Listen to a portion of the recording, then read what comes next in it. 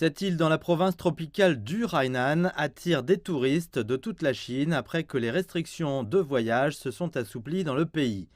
Une des nombreuses raisons derrière la popularité de l'île, la plongée sous-marine, donnant aux aventuriers une chance de voir la beauté des coraux de près. Le travail de Wang Fengguo est de réparer et de planter le corail autour de cette zone. Je suis arrivé dans l'entreprise au début des années 2000. À l'époque, les récifs coralliens sous la mer étaient abondants, même si je ne peux pas dire qu'ils étaient partout dans les fonds marins. Mais en raison de la détérioration de l'environnement naturel, comme les typhons et les fortes pluies, les récifs coralliens ont été gravement endommagés. Mon entreprise est très préoccupée par cela, alors ils ont créé un département pour les réparer. Wang plonge pour nettoyer l'eau ici. À environ 10 mètres sous l'eau, Wang et son assistant ramassent les ordures d'en bas et vérifient le corail sur le fond marin. Il passe près de 3 semaines par mois à nourrir le corail, mais ce qui est amusant pour les touristes n'est peut-être pas bon pour la nature et les visiteurs peuvent faire des ravages dans la vie océanique malgré les appels répétés à protéger l'environnement marin. Huang Hui, un expert chinois de premier plan, étudie le corail depuis des décennies. Son labo compte plus de 80 variétés.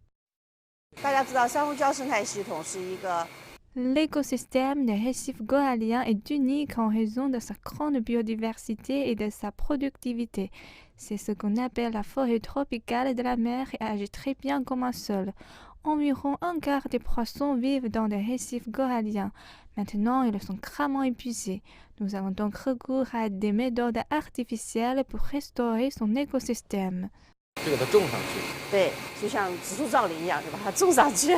Une partie du travail de Huang est de plonger pour inspecter le corail et de ramener certains des plus nouveaux pour l'analyse. Leur taux de survie dans le sud de la Chine oscille autour d'1 sur 10 000, donc c'est bas. Ce n'est pas comme chez les mammifères dont les taux de survie sont plus élevés. Ces organismes de niveau inférieur gagnent par le nombre. Seuls quelques-uns sortent des millions de naissances. Huang espère que les efforts concertés pourront être faits pour sensibiliser les gens à la nécessité de protéger les coraux. Le défi de développer le tourisme tout en protégeant l'environnement est une lutte continue et les autorités devront trouver un équilibre avec soin dans les sites populaires comme Sanya.